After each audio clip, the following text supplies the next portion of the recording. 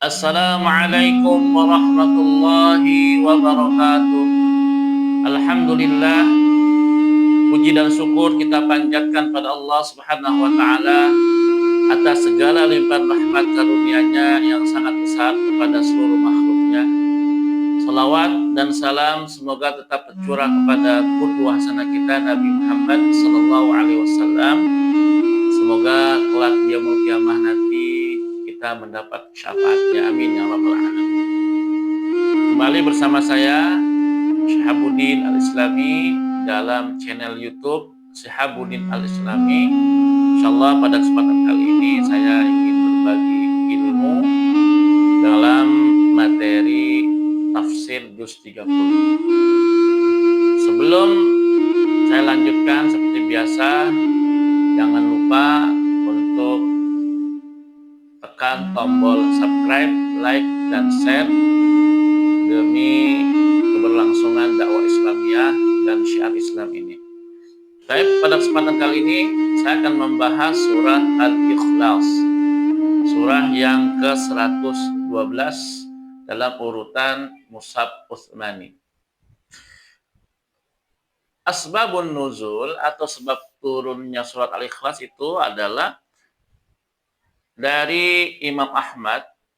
Beliau meriwayatkan dari sahabat Ubay bin Ka'ab, ada seorang musyrik yang menanyakan kepada Rasulullah, bagaimana nasab Tuhanmu yang katanya menciptakanmu dan mengutusmu menjadi seorang nabi.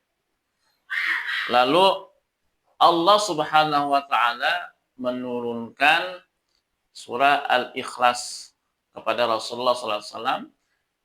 Kita bahas sama-sama. A'udzubillahi minasyaitonirrajim. Bismillahirrahmanirrahim. Qul huwallahu ahad. Allahus samad.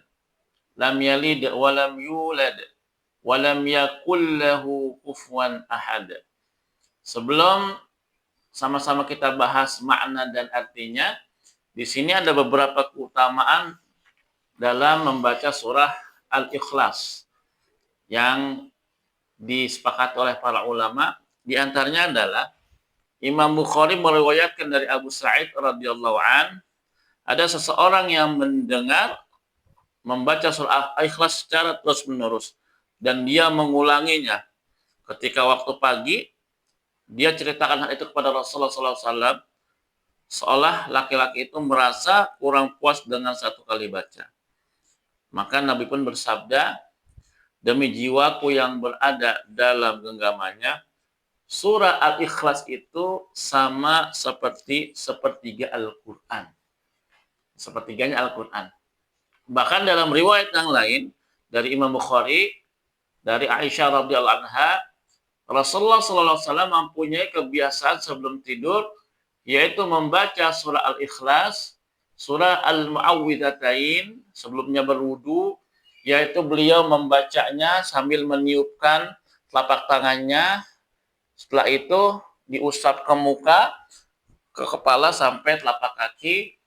Dan ini adalah kebiasaan Rasulullah untuk mendapatkan perlindungan dari Allah Subhanahu wa taala dari kejahatan makhluknya, khususnya bangsa jin dan juga kejahatan orang-orang yang dengki seperti mengirimkan sihir dan lain sebagainya. Kita akan bahas sama-sama. Qul huwallahu ahad. Katakanlah Allah yang Maha Esa. Artinya apa? Allah tunggal. Allah sendiri. Allah tidak butuh siapapun. Allah tidak butuh pertolongan siapapun. Karena Allah itu berdiri sendiri, tidak ada sekutu baginya dibandingkan dengan Tuhan yang lain yang memiliki beberapa tandingan atau agama yang lain ya. Jadi kalau mereka mengakui Tuhan yang lain selain Allah, itu sangat jelas Tuhan mereka memiliki kelemahan. Karena ada Tuhan A, Tuhan B, dan lain sebagainya. Tidak sesuai dengan prinsip keesaan yang ada dalam zat Allah Subhanahu wa taala. Selanjutnya Allahus Samad, yaitu Allah tempat bergantung. Di sini Ibnu Abbas menafsirkan Artinya seluruh makhluk hidup di alam semesta ini wajib menggantungkan seluruh urusannya hanya kepada Allah Subhanahu wa taala. Menyandarkan segala permasalahannya hanya untuk Allah Subhanahu wa taala. Tidak boleh dengan yang lainnya. Kita punya permasalahan ekonomi, permasalahan dengan keluarga, yang harus kita minta pertolongan, yang harus kita minta perlindungan Allah terlebih dahulu. Kita mohon pada Allah dalam salat-salat kita, khususnya salat tahajud ataupun setelah salat fardu ataupun antara azan dan iqamah. Kita minta pada Allah, minta pertolongan Allah untuk Allah berikan kemudahan. Ayat selanjutnya. Lam yalid wa lam yulad. Allah tidak beranak dan tidak diperanakan. Perlu diingat. Allah tidak beranak dan tidak diperanakan. Allah tidak punya istri, Allah tidak punya anak, Allah tidak punya bapak. Allah sendiri tidak memiliki apapun dan Allah Maha Kuasa. Dan ini suatu sanggahan bagi orang-orang yang mengakui ada beberapa Tuhan, khususnya dinisbatkan kepada Nabi Isa alaihissalam, yang mengatakan Nabi Isa itu adalah anak Tuhan. Nah, ini kalau ada yang mengatakan Nabi Isa itu anak Tuhan, sebagaimana firman Allah Subhanahu wa taala dalam surah Al-Maidah ayat 72 dan 73. A'udzu billahi minasyaitonir rajim. Laqad kafara alladziina qalu innallaha wal masih ibnu Maryam.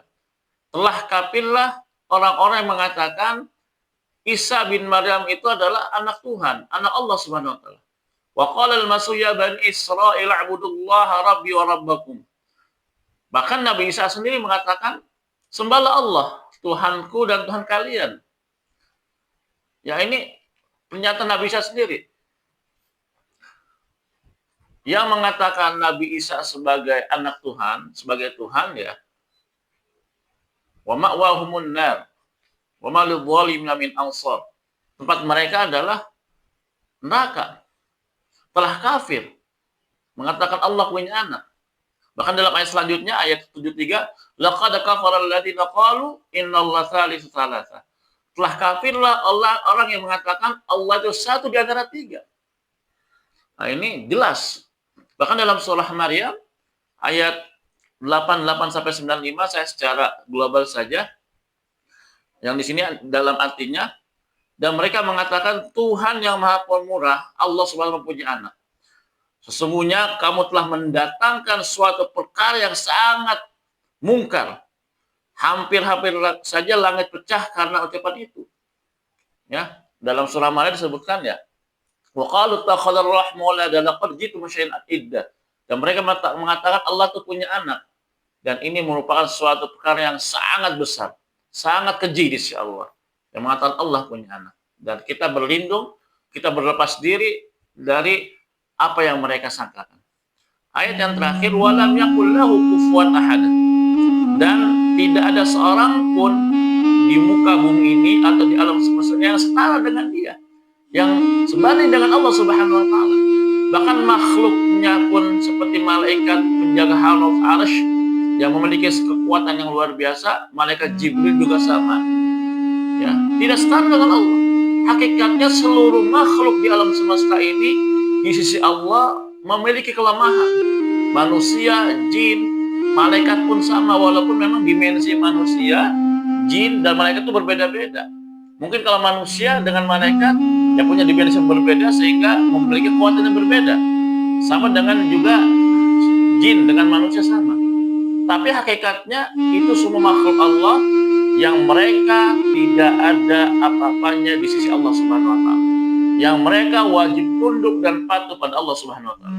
Jadi kalau ada yang mengaku sebagai Tuhan, mengaku sebagai raja yang kuat, dan ini sesuatu yang sangat ingkar di sisi Allah dan Allah ancam dengan neraka. Nah, inilah sekilas untuk materi tafsir surah Al-Ikhlas. Sekali lagi, apa yang saya sampaikan, kalau memang ada kekurangan, boleh dikritik dan saran dalam komentar, dalam rangka diskusi, dan tidak untuk diperdebatkan. Yang benar datang dari Allah Subhanahu wa taala, yang salah dari saya pribadi Al-Faqih. Aqulu qouli hadza. Assalamualaikum warahmatullahi wabarakatuh.